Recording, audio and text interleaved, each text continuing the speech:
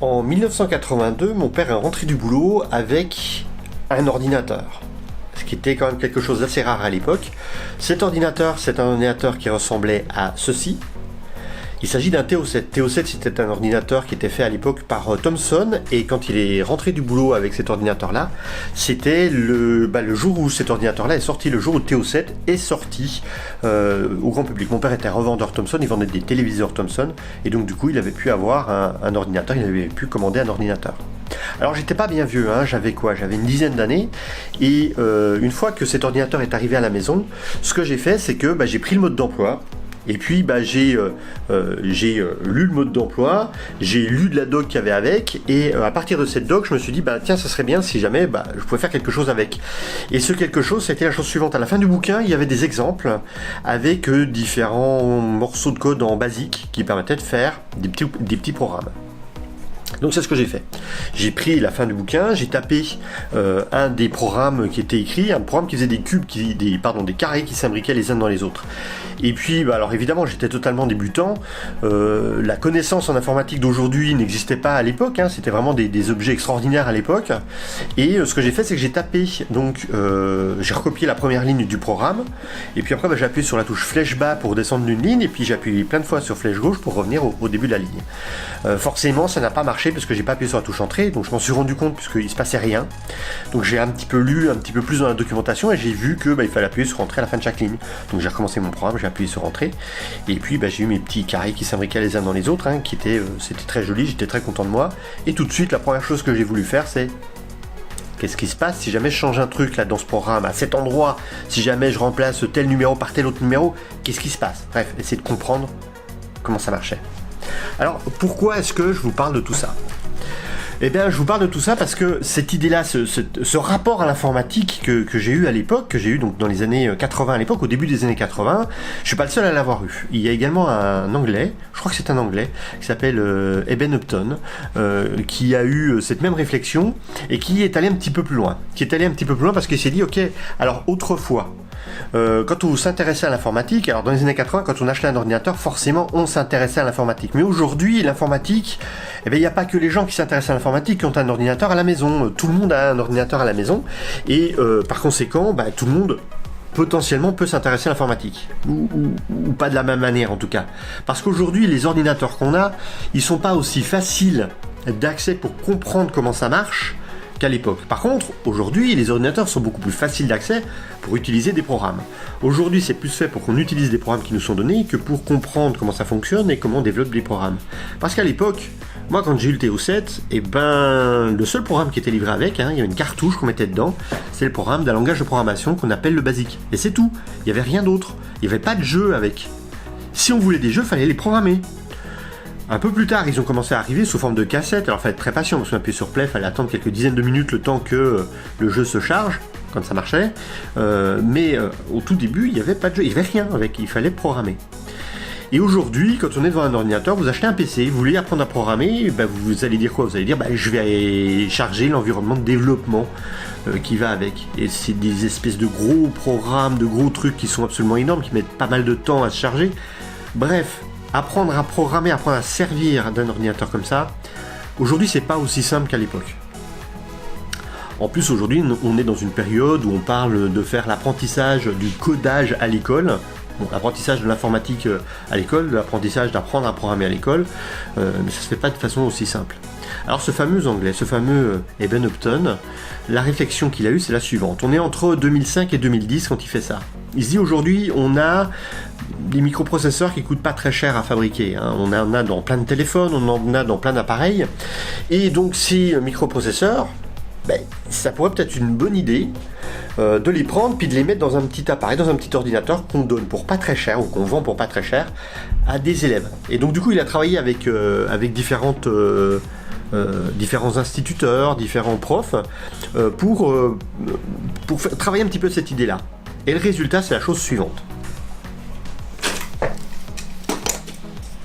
Il s'agit du premier, enfin ça c'est pas tout premier, hein, ça c'est un Raspberry Pi. Ça c'est un Raspberry Pi, ça c'est le Raspberry Pi 1. Et le Raspberry Pi 1 c'est lequel? C'est un petit ordinateur comme on le voit là. C'est un ordinateur complet, hein. Il y a du réseau, il y a de l'USB pour qu'on branche un clavier, il y a ici il y a un port HDMI pour que l'on puisse brancher un écran. Il y avait également la possibilité de brancher un écran en composite et puis du son ici. Et puis ça s'alimentait par une petite prise USB qui se trouve juste ici. Voilà, donc ça c'est le premier ordinateur qu'il a sorti. Et surtout le gros intérêt de cet ordinateur là, c'est que il coûte entre 35 et 40 euros. Au lieu d'avoir un disque dur, on avait une carte SD qu'on met ici, et puis voilà notre ordinateur qu'on peut utiliser. Alors ici ça c'est le microprocesseur, ici ça c'est la mémoire si je me souviens bien, et ici il y a un connecteur pour qu'on puisse brancher un écran qui à l'époque n'était pas encore sorti, et ici un connecteur, ici un connecteur pour qu'on puisse brancher une petite caméra. Donc c'était assez limité, mais au moins avec ça on pouvait avoir un premier ordinateur, on pouvait commencer à s'amuser pour pas très très cher. C'est surtout que l'idée c'est d'apprendre à programmer, d'apprendre comment l'ordinateur fonctionne avec ce Raspberry Pi. Alors aujourd'hui le Raspberry Pi, il en existe plein de modèles différents. Le plus courant c'est celui-là, on le voit, il est un petit peu évolué, parce que cette fois il a 4 USB, cette fois il y a un port d'extension qui est là, qui est beaucoup plus grand que précédemment, et il est beaucoup plus puissant, hein, puisque celui-là il a 4 fois plus de mémoire qu'il y en avait sur l'origine, il y a 4 fois plus de processeurs, les processeurs sont plus puissants, c'est quand même beaucoup mieux. C'est pas le dernier modèle c'est celui-là. C'est le Raspberry Pi 3, et le Raspberry Pi 3, celui-là il est tout neuf, hein, je l'ai reçu il y a quelques semaines, mais je ne l'ai même pas encore utilisé. Le Raspberry Pi 3, il va permettre de faire en plus du Wi-Fi 2 Go, 5 Go, un petit peu plus rapide au niveau du réseau, un petit peu plus rapide au niveau du processeur. Et comme tous les Raspberry Pi d'aujourd'hui, quand on le commande, on peut le commander avec une carte micro SD, qui joue le rôle du stockage. C'est plus des grosses cartes SD, c'est micro SD aujourd'hui. Sur cette carte micro SD, il y a Noobs. Noobs, c'est quoi? Noobs, c'est un ensemble de programmes qui vont permettre d'installer un système d'exploitation sur cette carte micro SD. Et là, moi, j'ai pas démarré celui-là, donc on va le démarrer ensemble. On va voir ce qu'il y a dessus pour vous montrer un petit peu comment on va pouvoir prendre la main sur ce petit ordinateur et comment on pourra potentiellement apprendre à programmer. Bon, alors voilà, j'ai branché le Raspberry Pi 3, je l'ai branché sur le téléviseur. Alors c'est un téléviseur 4K, donc je sais pas trop comment ça va donner, parce que normalement le Raspberry Pi est vraiment fait pour travailler sur du 1080p, donc avec une résolution un petit peu plus faible. Bon, on va voir ce que ça donne, je vais vous montrer ça tout de suite. Alors voilà le setup, hein. Bon, aucun signal sur le téléviseur, donc j'ai branché un clavier, le Raspberry Pi, et donc ici je vais zoomer un petit peu dessus. Hop, s'il veut bien faire la mise au point, voilà, il fait la mise au point sur le Raspberry Pi. Donc le Raspberry Pi est ici. Il y a donc le clavier et la souris qui sont branchés ici, hein, la souris est juste à côté. J'ai le câble HDMI qui est là, et j'ai plus qu'à brancher le câble d'alimentation qui est ici, ce que je vais faire tout de suite. Donc je le branche, et puis on va tout de suite voir déjà si ça marche ou pas. Donc sur le téléviseur, voilà, j'ai l'écran qui s'affiche, donc là ça veut dire que ça démarre. Voilà, ça démarre, et on a ici, ici, une petite précision. Qu'est-ce que je veux installer? Est-ce que je vais installer Raspbian, ou est-ce que je vais installer LibreELEC RPI2? Donc moi c'est Raspbian que je vais prendre. C'est tout simplement que sur la micro SD, il y a les différents systèmes d'exploitation qui sont présents, il y en a deux, on choisit celui qu'on veut. Moi je vous conseille de prendre Raspbian, donc moi je vais choisir Raspbian. Donc je vais le cocher, on va essayer de voir ça, je vais le cocher, je fais deux choses en même temps, c'est pas facile, et je fais I pour install. Donc il me dit ouais, je vais tout effacer, est-ce que tu es d'accord? Bah oui, moi je suis d'accord, ce que je veux c'est avoir un système qui fonctionne, et donc du coup si je regarde bien, là l'installation commence, donc je vais le laisser s'installer, hein, et puis je reprendrai à la fin de cette installation. Petite précision pendant que ça installe, là en bas de l'écran, il y a un truc qui permet de choisir la langue et le clavier. Je vais mettre ça en français, donc je vais juste faire ça tout de suite. Et donc je vais essayer de faire ça en vous montrant ça tout en tenant, voilà, le téléphone, la caméra. Donc je vais mettre en français, voilà, avec le clavier français, voilà. Et donc là, il faut pas oublier de le faire là en bas, sinon vous allez être en grand breton. Voilà la suite, donc l'installation s'est bien passée, hein. Faut appuyer sur OK. Et bien je vais appuyer sur OK. J'appuie sur Entrée, et je pense que ça va redémarrer. Voilà. On a bien les petites 4 framboises en haut à gauche qui montrent que les 4 processeurs ont bien été détectés. Et puis voilà, bienvenue dans le Raspberry Pi Desktop Powered by Raspbian. Donc là voilà, ça démarre. Et voilà le bureau, et donc voilà, on a un système d'exploitation complet, utilisable.